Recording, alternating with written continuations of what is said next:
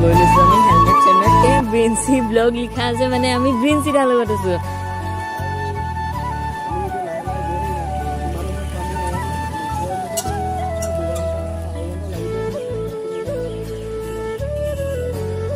কাৰণ আমি বেছি স্পীড নচলাওঁ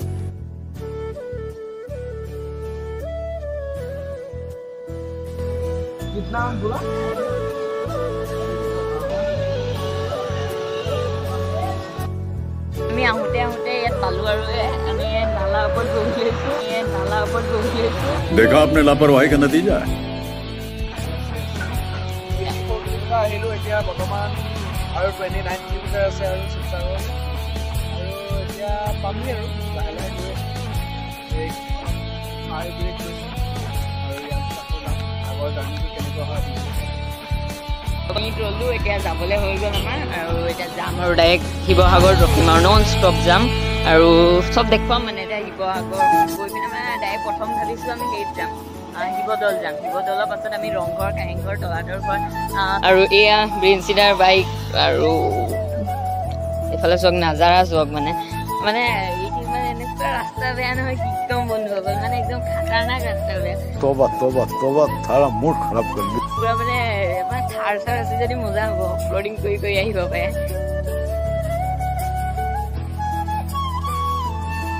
আৰু শিৱদৌল এই সন্মুখত আছে আমাৰ আৰু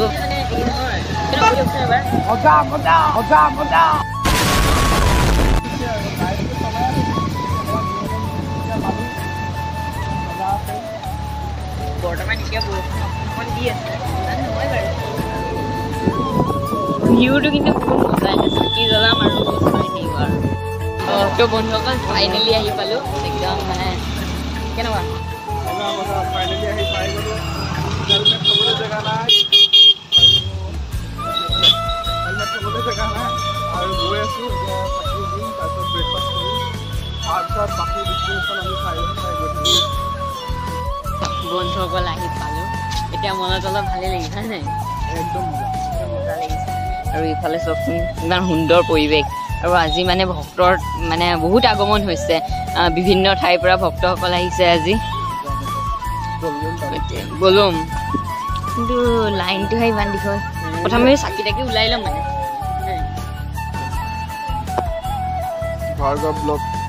ভাৰ্গৱ ব্লগ আছাম আমাৰ ইউটিউবাৰজন যোনজন হয় সেইজন আমাৰ বোকাখাটৰ কাজিৰঙাৰ পৰা আহিছে আৰু শিৱসাগৰলৈ আজি শিৱদৌলত তেখেতে চাকি জ্বলাইছে চব ধুনীয়াকৈ আজি সোমবাৰ 7 তাৰিখ 2023 মানে বন্ধুসকল কি হ'ল ভিতৰত মানে সোমাব নোৱাৰিয়ে মানে ইমান দীঘলীয়া লাইন আছে যে সোমাব নিশ্চয় আমি নোৱাৰিম হয় নাই সেইবাবে আমি ভাবিছোঁ বেয়াও লাগিছে তাৰ বাবে বাৰু আমি ইয়াতে আৰু জল চল চঢ়াই লওঁ বেলপাত চেলপাত আমি ইয়াতে দিম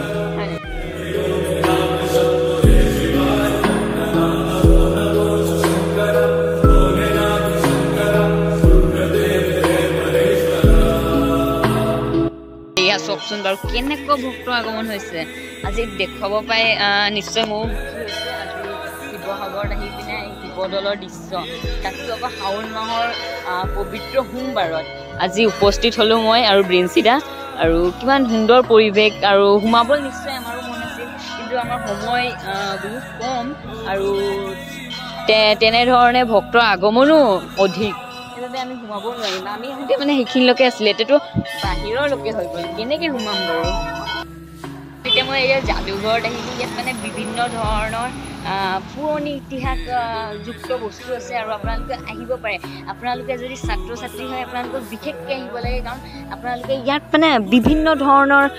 পুৰণি ইতিহাসৰ আপোনালোকে অধ্যয়ন কৰিব পাৰিব পুৰণি ইতিহাস আপোনালোকে ইয়াত আহি অধ্যয়ন কৰিব পাৰিব আৰু জাপানৰ চাইনাৰ বস্তু আপোনালোকে পাব আমিও 2-3টা চাব পাৰিলোঁ বাৰু আৰু আপোনালোকেও আহিব পাৰে আৰু এয়া কিন্তু ভিতৰত কেমেৰা এলাউড নাই চ' আমি দেখাব নোৱাৰিব আৰু মোৰ ফ্ৰী আৰু ডাঙৰ মানুহ 18+ থাকিলে 10 rupees কমেই আছে 10 টকা লাগিব আৰু আপোনালোকে যদি ষ্টুডেণ্ট হয় ফ্ৰী মই পইচা দিয়া নাই মোৰ ফ্ৰীত হৈ গ'ল আৰু পুৰণি মানে ইতিহাস যুক্ত বস্তু আছে আপোনালোকে চাব লাগিব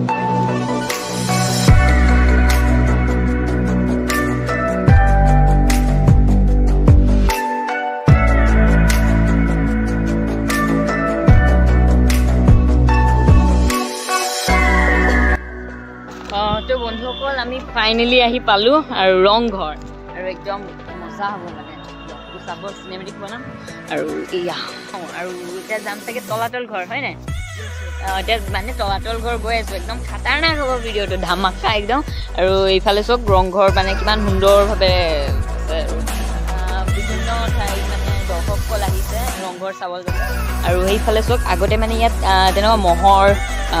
কুকুৰা যুঁজ হৈছিল মহৰ যুঁজ হৈছিল তেনেকুৱা বিভিন্ন ধৰণৰ যুঁজ হৈছিল হাতীৰো যুঁজ হৈছিল মানে তাত ফটো আছে সেইটো মই চাই পিনে কৈছোঁ আৰু মানে যোনসকল ৰজাসকল আছিলে ৰজাসকল মানে ইয়াত ওপৰত বহি পিনে চাইছিল তেওঁলোকে আৰু বৰ্তমান ইয়াত মেৰামতি কাম চলি আছে আৰু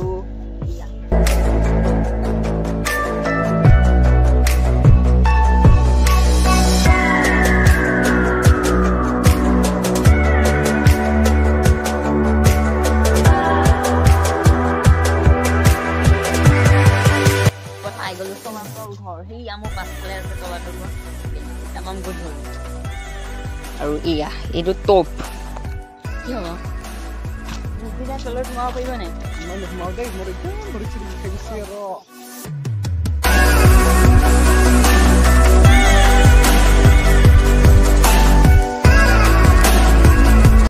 ইয়াত মানে চাওকচোন ইমান বছৰ যুগ যুগ ধৰি পিনে চলি আহিছে আমাৰ তলাতল ঘৰ তেতিয়াও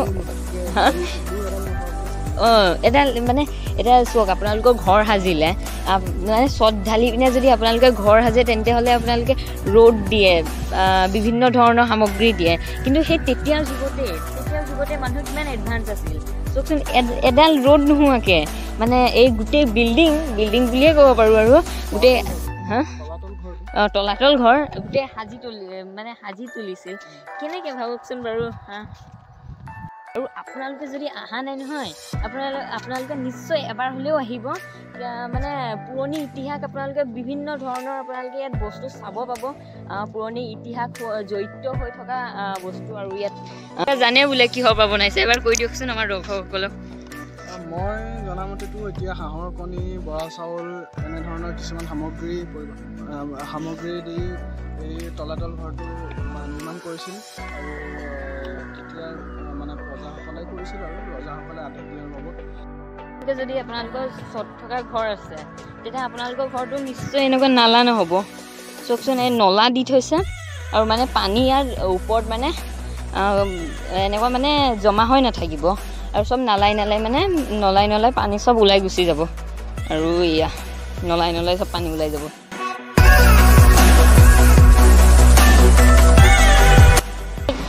আমেৰিকাৰ ট্ৰাক দেখিলোঁ আজি এয়া চব কিন্তু ৰেজিষ্ট্ৰেশ্যন আমাৰ শিৱসাগৰে হয় আমেৰিকাৰ ট্ৰাক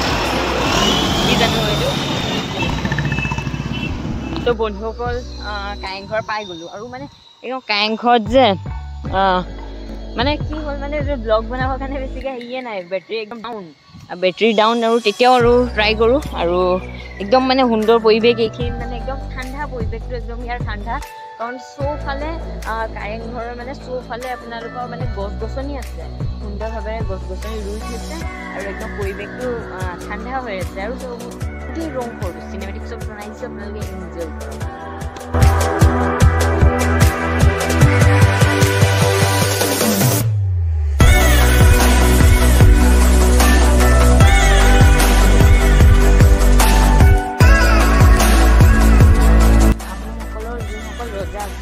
তেওঁলোকৰ পেলেচ মানে মেহেল আৰু নৰ্মেল ক'ব গ'লে আৰু মেহেল আৰু এইফালে চব এইফালে চ'লাৰ লাইট লগাই থৈছে একদম সুন্দৰভাৱেৰে চব ফুল পুলি গছ পুলি ৰুই মেলি একদম ঠাই টুকুৰা একদম ঠাণ্ডা কৰি পেলাইছে সেইবাবে আপোনালোকৰ ঘৰত 2জোপা 3জোপাকৈ গছ পুলি ৰুৱক আপোনালোকৰ জন্মদিন হওক যিয়ে হওক আৰু চক একদম ডিজাইন চাওকচোন বাৰু কেনেকুৱা আৰু মানে ইয়াৰ ভিতৰত দূৰৰ পৰাও বেলেগ লাগে ওচৰৰ পৰা বেলেগ লাগে আৰু ভিতৰত মানে এনেকুৱা বনাইছিল মানে ভিতৰটো পূৰা ঠাণ্ডা হৈ থাকিছিল আৰু আপোনালোকে মানে ইয়াত AC দৰকাৰেই নাছিল যেনেকৈ আপোনালোকে গম পায় মুকেশ আম্বানীৰ ঘৰ তেওঁৰ ঘৰত এটাও AC নাই মানে এনেকৈ বনাইছিলে মানে ACৰ প্ৰয়োজনেই নহয় সেইদৰে আমাৰ অসমত হাজাৰ বছৰ আগতে তেনেকুৱা কৰি দেখুৱাই দিছিল